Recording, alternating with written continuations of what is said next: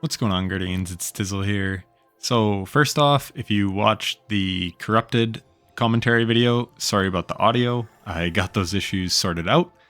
So this is a run of the Moon Battleground, whatever it's called, Heist Moon Battleground GM. And I'm showing the Dawn Chorus build that I used. I also did this one on a Strand Warlock with Thorn. But that one is like 10 minutes longer, and honestly, the gameplay where I'm trying to take out that barrier is quite pathetic. So I figured I would just do this one because it's quicker, and I kind of helped popularize this build last season, and it really caught on. So I know you've probably seen this build a million times now, but anyway, this is the one I chose to do. So it's all based on solar, and you can see the artifact mods there. And then the fragments are all about ignitions. So like char to spread scorch, ember of ashes to apply more scorch stacks, eruption for bigger ignitions, and the one that gives you an orb of power for ignition kills. So like I said, this one is all about ignitions, where the one I was running last season had like ember of torches for getting radiant. But here you can see it's super easy to get radiant because of Flint Striker from the artifact. So as soon as you deal damage to any enemy, but I like to start with the knight, the rest of the adds will spawn in. And then as long as we land 4 crits with Polaris Lance, we will get Radiant. And then I just use the machine gun to take out the barriers, because still you cannot take out... That was actually one of the quickest times I've ever melted all those enemies. You want to leave the wizard up, because once that wizard dies, the Death Tongue Chorister spawns, and I like to use my super to take him out, but unfortunately he spawned way soon because my ignitions were just doing crazy damage, so I'm not able to take him out with my super. But we can just plink away with Polaris Lance, and yeah, we can just cause ignitions from the crits. And it doesn't take too long, but ideally you're going to have a super for when he spawns, and that's when you would use it. But like I said, this build is all about building into ignitions, and that first part has a bit of RNG to it, and I just had really good RNG on this run, where all the adds were grouped up and they died super quickly. But yeah, you can go a number of ways with the Dawn Chorus build. But like I said, I really like to just go fully into ignitions. So here we're going to pop a super. Oh, like I was saying, so the Polaris Lance will give you Radiant really easily thanks to Flint Striker. And then I use the machine gun on the Barrier Knights, because still you cannot hit crits while they shield. You can on Barrier Servitors, but not on Barrier Knights, which is really annoying. So the machine gun is really good at just chewing through the shield, because the scout rifle, you can do it, but Polaris Lance gives you ammo back for landing crits, and you lose ammo. So if you were on like the bottom half of your mag, there's a good chance that you will not be able to break the shield before running out of ammo. So that's why I like swapping to my fixed odds. And the fixed odds is super good in this Nightfall. So here, I like to wait for that second spawn of adds. Oh, and those adds spawn in when that ogre dies. The ogre died to the ignitions. So here, we get another super good RNG eruption. And you can see, like, this season... Okay, so here's exactly what I was talking about. I just get the stun, because anti-barrier rounds must go through that ogre, because I think I kind of stunned while I was shooting the ogre. But that was really lucky. So yeah, when you're sitting way back here, you want to shoot the high health targets so that they don't die to the ignitions, they just proc the ignition and kill all the adds. So yeah, this whole opening section was very textbook. And I did a whole breakdown of Polaris Lance and how exactly it's able to make these easy ignitions. But basically, Flint Striker will give you Radiant, and then I can't think of the other artifact mod, but the one where when you're Radiant, your first shot will apply Scorch to unscorched combatants, and then the perfect fifth adds like 60 stacks of Scorch with Ember of Ashes, and then you are able to cause an ignition basically on your first perfect fifth shot. So it's super strong. So we took out that wave really, really quickly. Like 4 minutes here is not bad at all. I don't know if the barrier knight is up, which is why I was kind of playing a little safe. Because if you kill that guy before that barrier knight is dead, then it will despawn. And that could affect your platinum. But anyways, it was dead. We used a super to clean up the boss. Revitalizing Blast is on the artifact this season, and that is super strong. So it will debuff bosses and champions and stuff with a 15% weaken, any solar ability. And then the Dawn Chorus super deals 90% more damage thanks to, or sorry, the Daybreak super thanks to Dawn Chorus. So yeah, between 15% weaken and that, like, you can melt bosses. I use it on the Pit of Heresy for my solo flawless run. And yeah, you'll be amazed how good it can chunk bosses. And champions for that matter. You just have to make sure you get a stun first before popping the super. So here, we just spam our machine gun. This build, again, you've probably seen it everywhere this season, but it's amazing because you can use your heavy for ad clear, and then your Polaris Lance is basically your damage dealer. Having a damage dealing primary in GMs is exceptional. Like, it's super, super helpful, because then you're not relying on the RNG of heavy ammo drops, where if you're like running a rocket and I don't know, just some legendary primary that can't deal a bunch of damage, you will take a long time to whittle bosses and stuff down.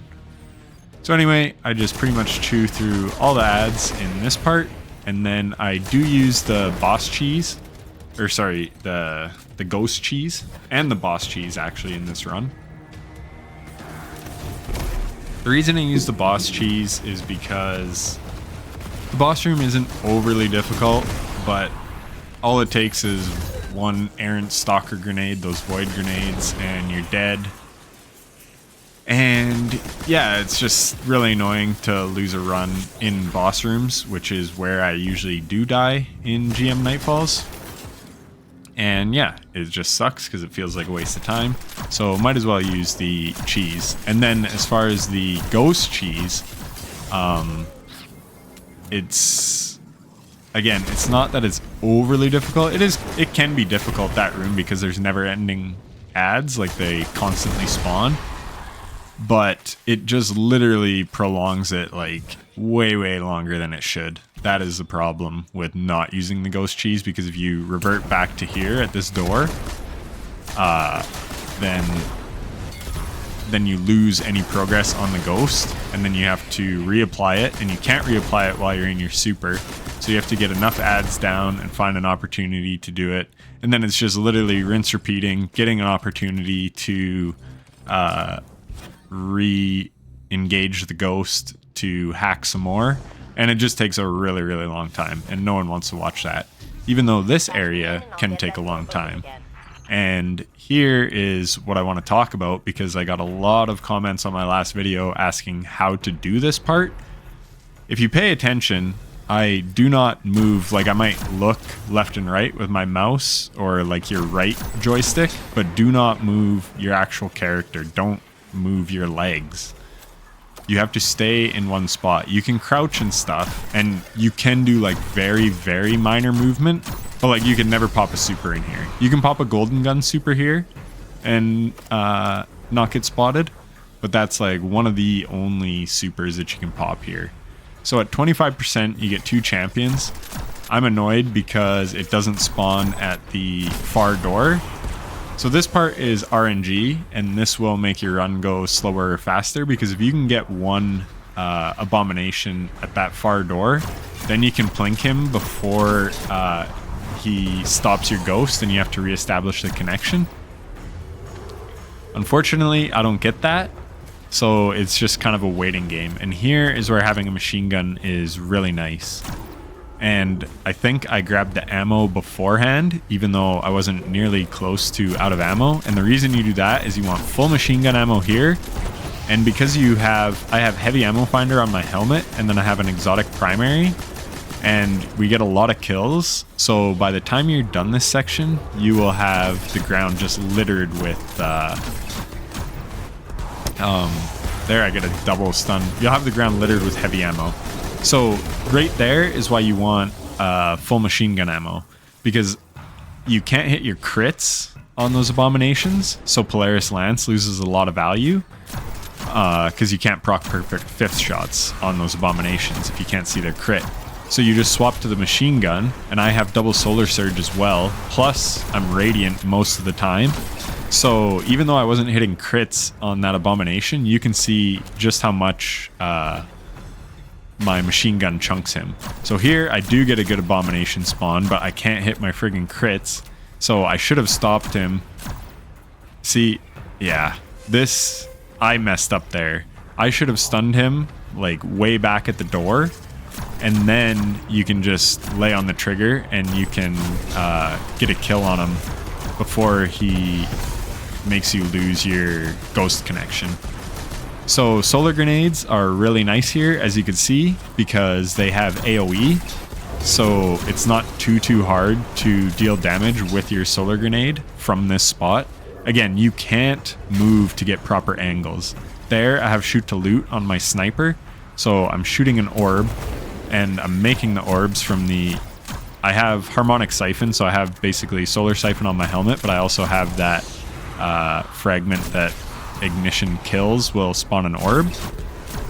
So there I knew I had a perfect fifth shot, so I use it on the abomination, and then I'm able to go to town with my machine gun and get him low. But yeah, shoot to loot on this Defiance of Yasmin, which is the King's Fall sniper rifle, is really handy here, literally just for picking up my orbs. So that's going to give me a 17% damage boost with my solar. So either my Polaris Lance or my machine gun. So again, there I pick it up, and I'm able to get ammo if I want, and then I just keep laying into the abomination. So I couldn't get an angle to stun them, but they just take 70% less damage. And again, because I'm full ammo, I just use it, and then the hack progress goes back once you kill both abominations and that one scorn. And then at 75%, you get your last... There's only one unstoppable abomination. But then there's the big abomination that isn't an unstoppable, but he also constantly spawns like every minute or so. So again, that's where it's really annoying if you don't use this cheese spot, because you just have to keep killing him over and over again. It's literally just a war of attrition. It's not that it's so difficult, it just takes forever. So here, I'm just trying to like spawn some perfect fifth shots. I have a perfect fifth, but I didn't have an angle on the guy because I wasn't patient. You can't wait too long either. So there is something that often happens too. Again, when you're in this spot, it's very difficult to... Like, you kind of hit ghost walls in this spot. So there, I shoot the orb, and then I get my solar weapon boost, and then I'm able to use the machine gun while he's stunned. And then we get one more stun, and I can just get an angle good enough. So yeah, the perfect fifth is kind of funny too. Like, it will hit those ghost walls. Your Polaris Lance will actually land shots, but then when you go to do your perfect fifth shot, it kind of just explodes like on the corner of the wall. But yeah, that was a pretty smooth one. I didn't have too bad of RNG. Sometimes that scorn, that yellow bar scorn guy will hide a lot, but the ignitions make this part so much easier. You can just proc a perfect fifth or an ignition on, or erase a precision shot on just one of those regular scorn, and then it will kind of just spread to everything. And then, so there, because that was so quick, I actually didn't have that much heavy ammo. But again, it's not the end of the world. It just makes the boss room take a little bit longer. Here, I just go really slow because I know I'm on a good run, because that was a really smooth room. So that's why I was just going so slow and cautious, because you would hate to lose a run by hitting the laser there.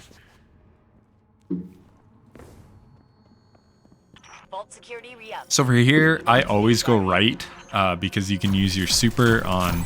Well, you can use Polaris Lance to take out those guys. Then you can use your super on the Scorn. And then I just wait it out. Again, like in a team, obviously, you could just have one guy camp the door and just clear all the ads that spawn and shoot these. And if I wanted to, I could be aggressive, take out the ads, and hope that more don't spawn. Like right here, I can take them out with my super and then go get that thing. But it's really just not worth it. Like, you have to wait 2.5 minutes. And that's really all there is to it. It's just a waiting game. Grabbing the thing, it can be risky. Can you do it? Yes. And up top is a really good place to hide. Can't remember the name of the other Battleground, but you have way less cover up top. So we'll just skip this part because it's literally just waiting it out. And then right before the champion spawn, I try to get a bit of damage in on these guys because, as you can see, that Arc Chieftain is really annoying.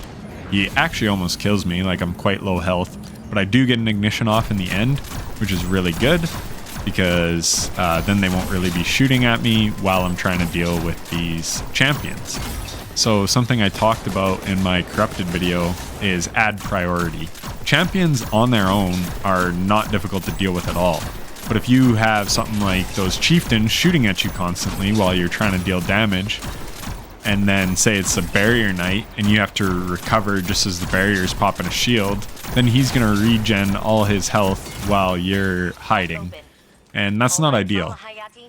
So you want to deal with all the trash ads beside them, and then you just literally do what I did. Just lay on Polaris Lance, cause ignitions, break the barrier shield when he's shielding, and that's all there is to it. So I have Solar Scavenger on and then 2 Solar Surges. So there you can see, at least I believe I do. There you can see I'm up to 396 ammo. I have Enhanced Field Prep on my machine gun and then Enhanced Incandescent. And then the Incandescent spreads Scorch, and the Scorch deals more damage thanks to Dawn Chorus. So it's really, really good synergy. Fixed Odds is pretty much like one of the weapons of the season this season. So is Polaris Lance.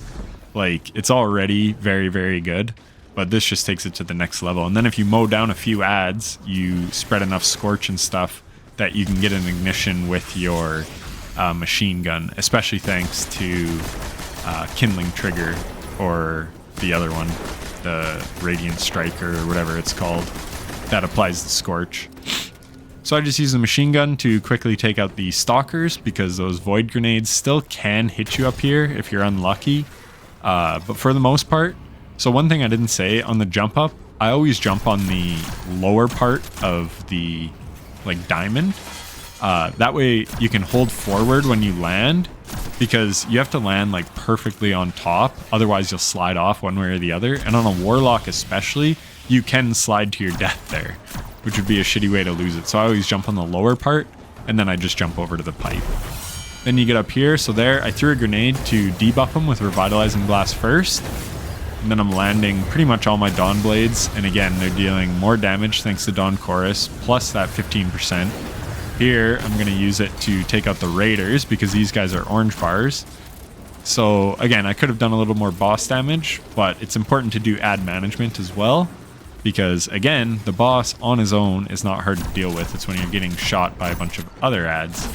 So there, unfortunately, he TPs just as I have my perfect 5th shot. So here, again, so there's Incandescent, proccing an ignition. And yeah, you just want to deal with those ads quickly. So, I don't know if you noticed, his crossbow kind of shoots like a triangle of 3. And the bottom one would have hit me, but there's kind of an invisible wall in front of me, which you just kind of have to get used to. And it's just a feel thing, but that's how I knew it wasn't going to hit me. So that's why I'm not standing like fully far back out of range of his shot, like kind of hidden from his shot, because I will actually hit that invisible wall as well with my Polaris Lance. So there's kind of a sweet spot to standing up here. And then sometimes he TPs under you and there's just like nothing you can do. So it's just kind of a waiting game.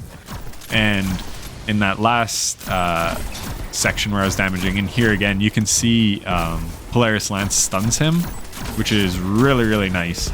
That is another reason why Polaris is just so good for both the GMs this season, the Cosmodrome one as well, is stun locking the bosses. So there you can see I was like missing a few shots, and that was just because of the invisible wall. But yeah, being able to stun lock those Battleground bosses is absolutely massive. And then there you can just see how awesome the machine gun is at taking out the ads quickly. If I was more on it, I also could have just procced an ignition right on the boss, but I wasn't quite ready for that.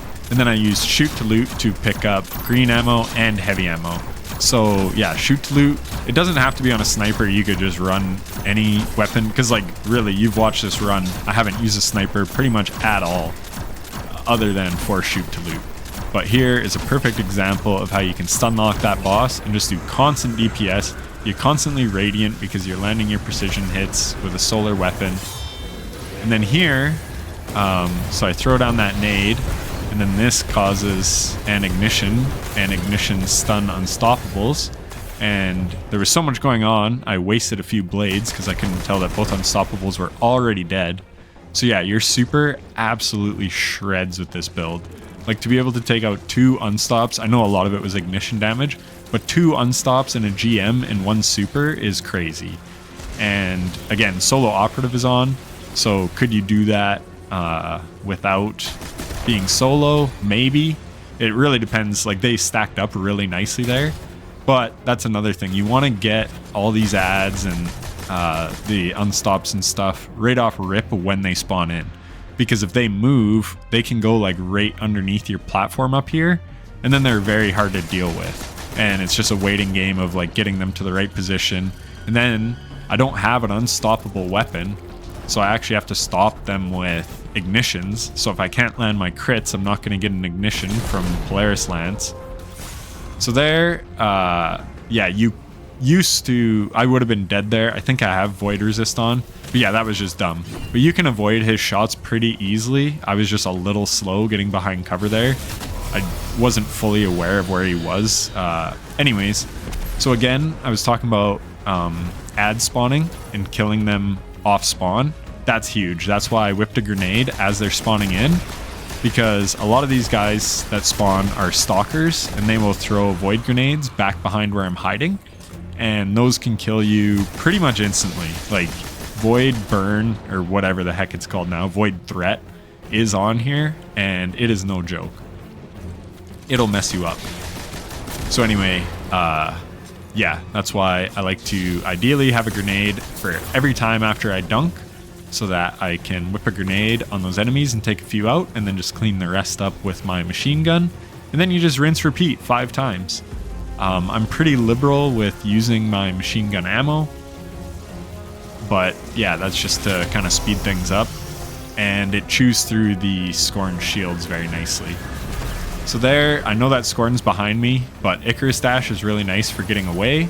So that's why I prioritized getting my grenade out first, because you could see I killed like at least 5 enemies with that grenade. Now I have way less to clean up.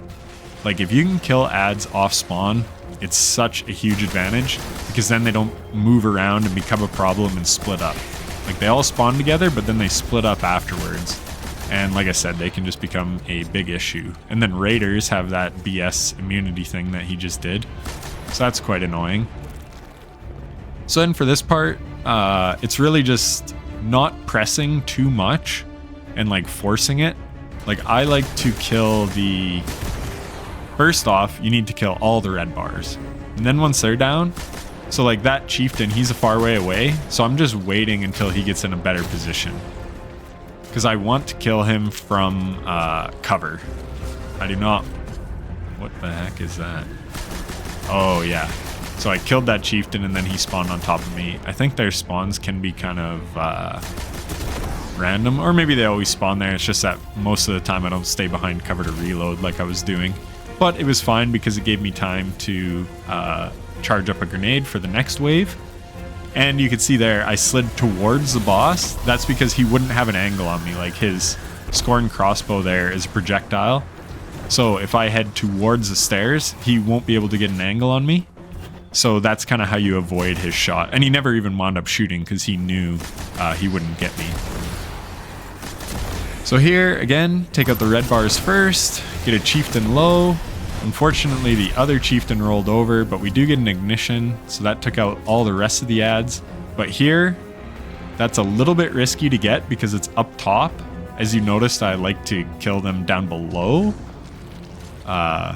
because then the boss, again, can't get an angle on you. If you go up top, it's gonna be risky.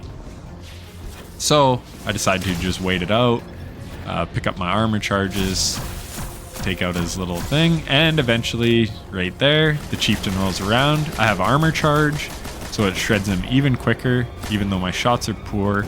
So I didn't get him before he ran up the stairs. So now I'm just gonna get this guy nice and low. No, I'm gonna take him out. And then I know none of the other ads are up, and now there's only one chieftain because the other one hasn't spawned in. So I know I'm pretty much safe to go in and grab the battery.